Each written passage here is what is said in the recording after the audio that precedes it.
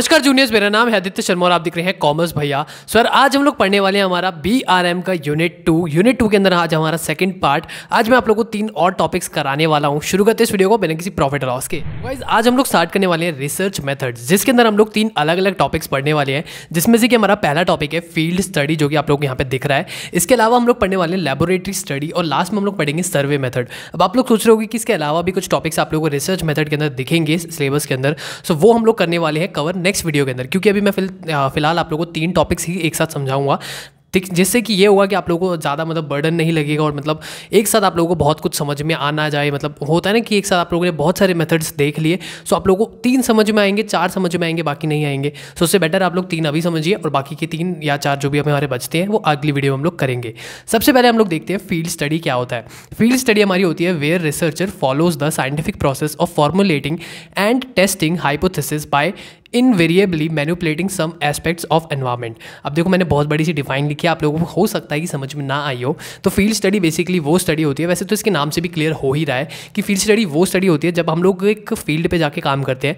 मतलब मान लो मेरे को किसी भी चीज़ के बारे में पता करना है, जैसे अगर हम लोग को चांद के बारे में पता करना था, तो हमारे जो रिसर्चर्स थे, हमारे जो साइंटिस्ट थे, उन्होंने क्या किया, अपना पूरा का पूरा रॉकेट लिया, चांद पे भेजा, वहाँ पे जाकर रिसर्च करी। ठीक है, मतलब वहाँ पे रॉकेट को भेजा और वहाँ से कुछ ना कुछ उनकी सैंड लेके आए, चांद पे कैसी सैंड है या फिर मार्स पे कैसी सैंड है, तो वहाँ से अलग अलग वहाँ के मटेरियल्स को लेके आया और उसके बाद उस पर टेस्टिंग वगैरह करी या फिर वहाँ पे देखा। ठीक है, अपने कैमराज वगैरह को भेजा और वहाँ पे देखा। तो इसको हम कहते हैं फील्ड स्टडी, जिसमें रिसर्चर क्या करता है, एक साइंटिफिक प्रोसेस को फॉलो करता है और उसके अंदर वो हाइपोथेसिस करता है। हाइपोथेसिस हमारे क्या होते हैं, मैंने आप लोगों को पहले भी बता रखा है वीडियोस के अंदर, यूनिट 1 के अंदर जब मैंने आप लोगों को पढ़ाया था। हाइपोथेसिस होते हैं जैसे कि हम ना कुछ अजम्पशंस बनाते हैं, सो हम लोग अजम्पशंस को फिर हम लोग लास्ट में टिक करते हैं कि हाँ ये सही है या नहीं है या जो भी हो रहा है।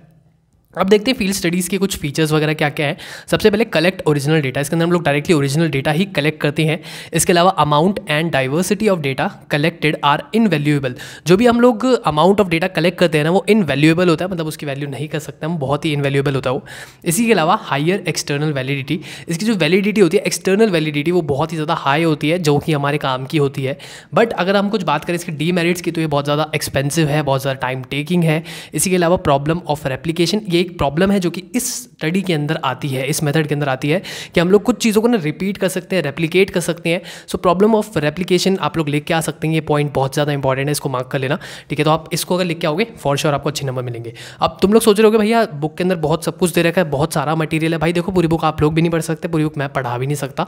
दैट्स वाई मैंने आप लोगों को यहाँ पे कम ही टॉपिक्स दे रखे हैं, कम ही चीज़ें यहाँ पे लिखी गई है, कम ही चीज़ें आप लोगों को समझाई जा रही है, और ये एग्जाम के लिए बहुत ही इनफ है। आप लोग इसको लिख के आओगे फुल मार्क्स भी ले सकते हो। सेकेंड हम लोग टॉपिक करते हैं हमारा laboratory study. It is controlled environment which enables the scientist to measure precisely effects of independent variables on dependent variables. अब इसकी भी डेफिनेशन थोड़ी सी कंफ्यूजिंग है।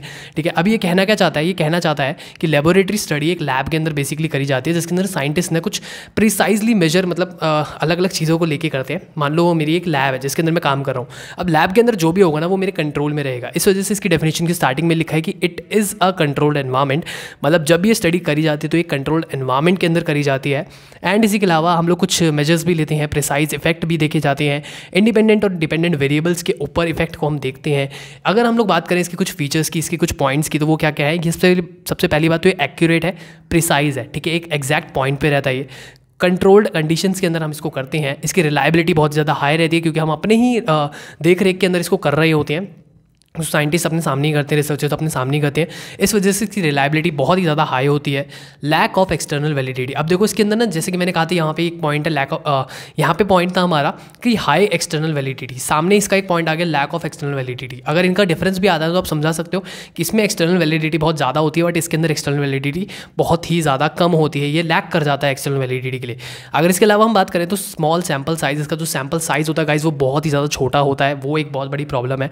एंड इसी के अलावा ये बहुत ही ज़्यादा टाइम कंज्यूमिंग होता है, बहुत ज़्यादा टाइम ले लेता है। तो इस वजह से भी लेबोरेटरी स्टडी को ना हम थोड़ा सा इग्नोर करने की कोशिश करते हैं। बट हाँ, अगर मेरे को एक लैब में करनी है, कंट्रोल्ड एनवायरनमेंट के अंदर कोई स्टडी करनी है, सो ये मेरे लिए बेस्ट है। लेकिन इसके अंदर क्या होता है, टाइम बहुत ज़्यादा लग जाता है आप लोगों का। आते हैं हम हमारे लास्ट टॉपिक के ऊपर आज की वीडियो के, जो कि हमारा सर्वे मेथड। आप लोग सोच रहे हो कि भैया लास्ट टॉपिक इतनी जल्दी कैसे आ गया है, तो लास्ट टॉपिक इतनी जल्दी इस वजह से आया है क्योंकि सर्वे मेथड के अंदर अभी हम लोग बहुत कुछ पढ़ने वाले हैं। सो आइए स्टार्ट करते हैं हमारा सर्वे मेथड।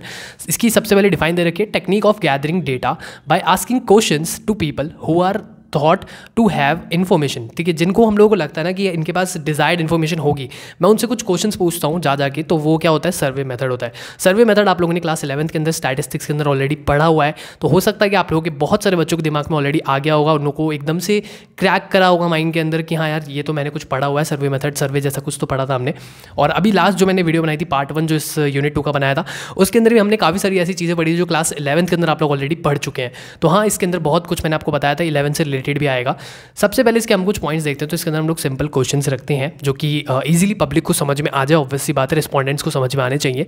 सेकंड चीज़, रिलायबल डेटा होता है, क्योंकि मैं सामने खड़े होकर लोगों से क्वेश्चन कर रहा हूँ, सर्वे कर रहा हूँ, तो इसके अंदर जो डेटा होता है बहुत ज़्यादा रिलायबल होता है।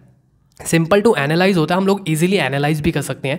बट अगर मैं इनकी कुछ डीमेरिट्स की बात करूं तो unwillingness of respondent to provide information. देखो बहुत बार ऐसा हो सकता है कि कोई रिस्पॉन्डेंट ना मना कर दे, कोई रिस्पॉन्डेंट वहाँ पे अवेलेबल ना हो या फिर अवेलेबिलिटी ना हो, अनविलिंग हो, ठीक है, वो कहता है यार मैं दे नहीं सकता आंसर, या फिर मैं बताऊंगा नहीं, बताना नहीं चाहता। तो ऐसे केसेस की वजह से क्या होता है, ये एक डीमेरिट बन जाता है सर्वे मेथड का, जिसके अंदर मैं चाहता हूँ कि हाँ मेरे को आंसर्स मिले बट मेरे को आंसर्स नहीं मिल पाएंगे। तो सर्वे मेथड का थोड़ा सा डीमेरिट होता है, डिफिकल्टी भी होती है इसको करने के लिए, और साथ साथ में बायसनेस भी हो सकती है।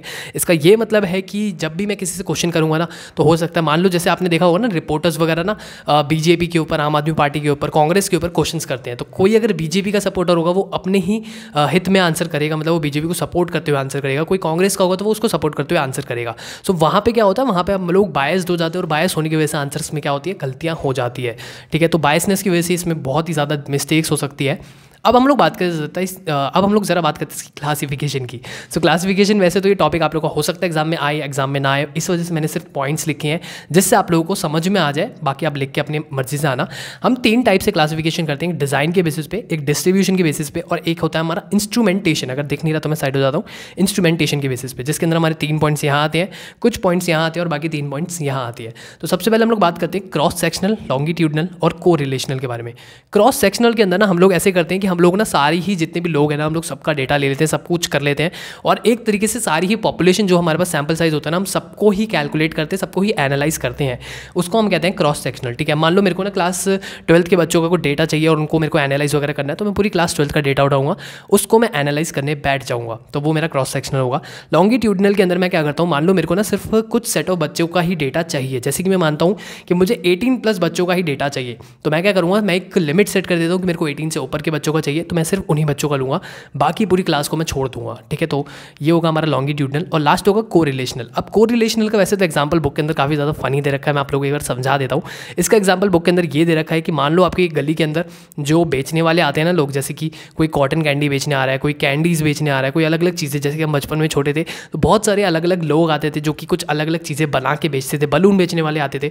तो ये सब चीज़ों को जब बेचने वाले आते हैं ना, तो वो दूर से ना कुछ बजाते हुए आ रहे होते हैं, घंटी या फिर कुछ ना कुछ अलग अलग चीज़ें, उससे हम लोगों को पता चल जाता है वो कितनी दूर है, कब तक मेरे घर के नीचे आएगा, कब तक मेरे घर के बाहर आएगा, या फिर जो भी ऐसे कुछ साउंड आ रही होती है ना, तो साउंड से हम लोग को ये पता चलता है हाँ यार ये अभी थोड़ा सा दूर है, ये थोड़ा सा पास है। या फिर मैं अगर आप लोगों को अपना भी एक एग्जांपल बताऊं, तो बचपन में जैसे मेरे पापा भी दूर से बाइक लेके आ रहे होते थे, तो मेरे को समझ में आ जाता है हाँ यार बाइक गली में आ चुकी है और वो पास आ रही है घर के।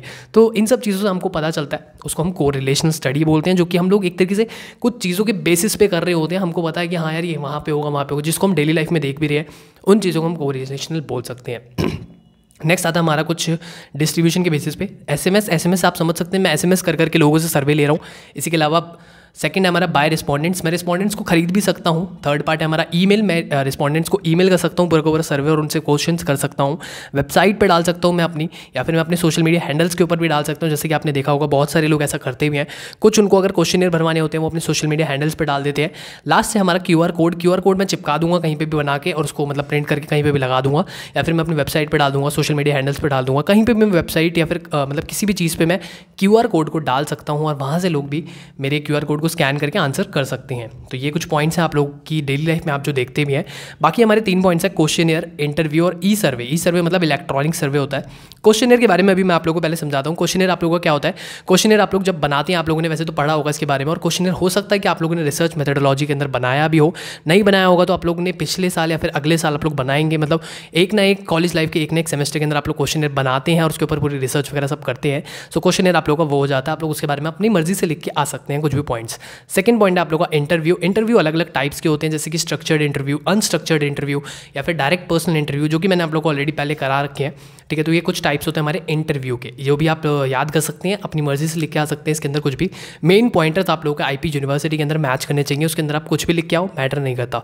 फिर उसके अलावा लास्ट पॉइंट है हमारे यहाँ पे ई सर्वे आप लोगों का क्या होता है, इलेक्ट्रॉनिक सर्वे। तो इलेक्ट्रॉनिक सर्वे के अंदर हम लोग ईमेल कर सकते हैं, हम लोग ऑनलाइन डाल सकते हैं, उसी से हम लोग सर्वे ले सकते हैं। तो ये आप लोगों का था पूरा का पूरा टॉपिक, जिसके अंदर अभी हमने पढ़ा है फील्ड स्टडी, लेबोरेटरी स्टडी और सर्वे मेथड। यहाँ पे पूरा का पूरा ये 3 टॉपिक्स खत्म होते हैं। जल्दी से आप लोग स्क्रीनशॉट लीजिए। सो यहाँ पे हमारा ये सेकंड पार्ट भी खत्म होता है यूनिट 2 का। सो मैं जल्दी से लेके आता हूँ हम लोगों के लिए पार्ट 3। तब तक आप इस वीडियो को लाइक करो, शेयर करो अपने दोस्तों के साथ, इस वीडियो को अच्छे से पूरा देखो। अगर समझ में नहीं आया तो रिपीट करके दोबारा से देख सकते हो।